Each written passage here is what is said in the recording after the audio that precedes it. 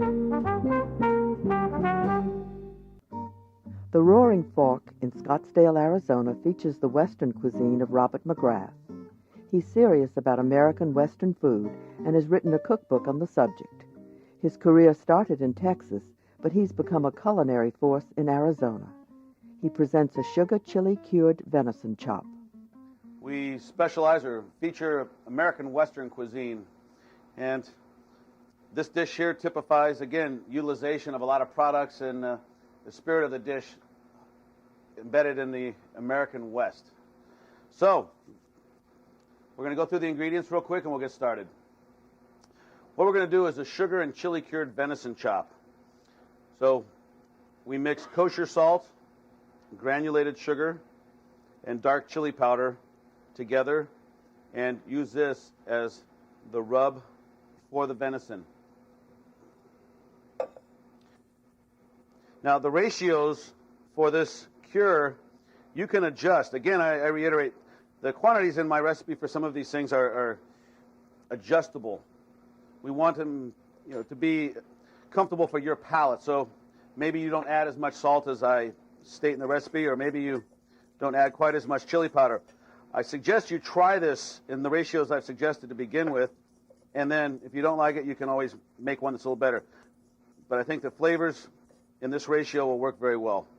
Now, this is a technique that was used quite a bit in more rustic times because of the lack of refrigeration. They actually cured their meats to act as a preservative. A lot of chefs are using this technique today, not just as a preservative, but more to enhance flavors, to really imprint flavors deeper into the meats or fowl that they're using as the center of their plate. We're going to let that just sit for a little bit and let those flavors take hold inside the venison. Now, we're using a venison that's from Texas and very lean, very low fat. When you cook this, when we get to this, we don't really want to take this above a medium rare. So we also have to watch the curing time, and we don't let it cure too long that it takes too much of the juice out. A vinaigrette is started with Dijon mustard and balsamic vinegar. The recipes, you keep hearing this, but the recipes are suggestions. Maybe there's a vinaigrette that you use at home presently in your repertoire that you enjoy more.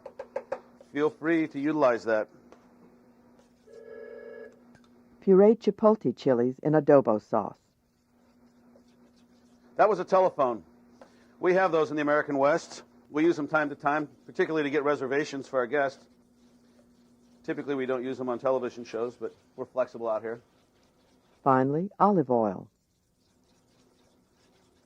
Meanwhile, the venison chops are seared after removing any excess rub.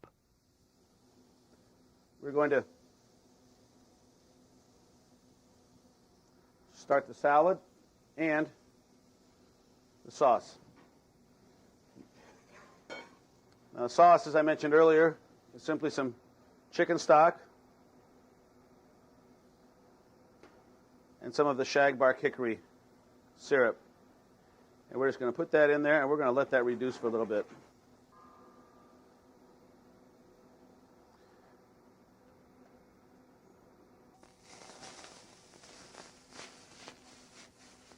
Now we're going to add our red onions,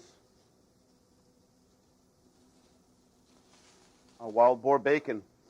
Now you can substitute a cured ham for the wild boar bacon if it, again, is something that's not available in your particular market. You could use any kind of cured pork for that matter. You could use prosciutto if you prefer, or a country ham would also add a nice flavor.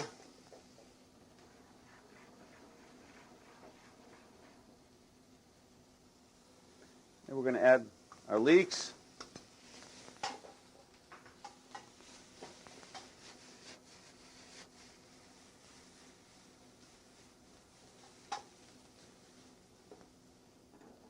Now our sauce over here has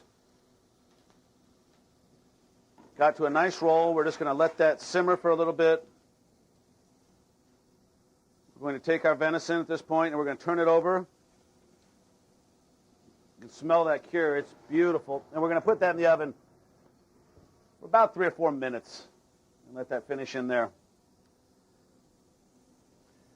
Now these Montana fingerling potatoes have been blanched, which means they've been boiled lightly in some salted water before we use them here. You can also substitute Yukon Golds or new potatoes for this dish.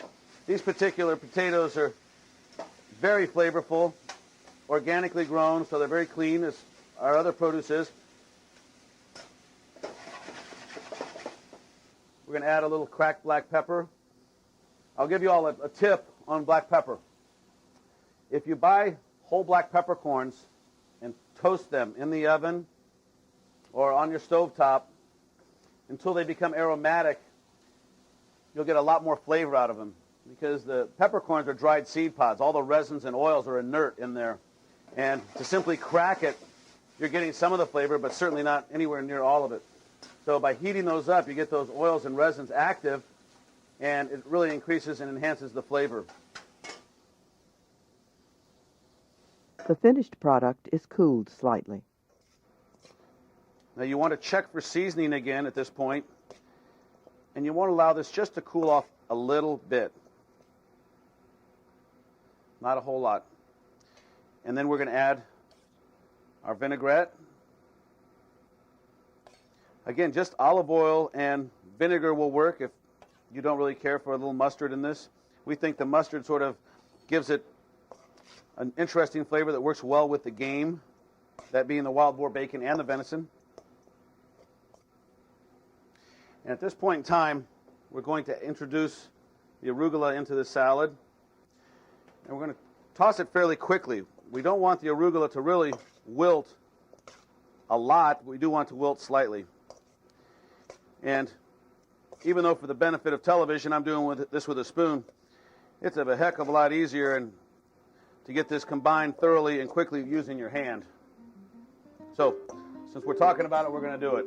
And we're going to take the salad and we're going to just put it right in a little mound on the side of the plate. I'm going to take a couple pieces of the wild boar bacon and just top it off like so. And set that aside. We're going to take our venison chops and place them like so on the plate. We're leaning it against the salad to try and give it a little height. We don't want the plate to be completely flat.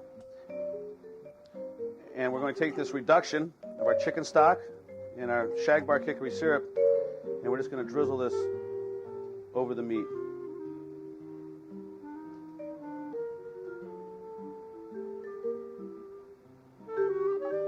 And here we have a dish of sugar and chili cured venison with a warm salad of Montana fingerlings, wild boar bacon, and arugula.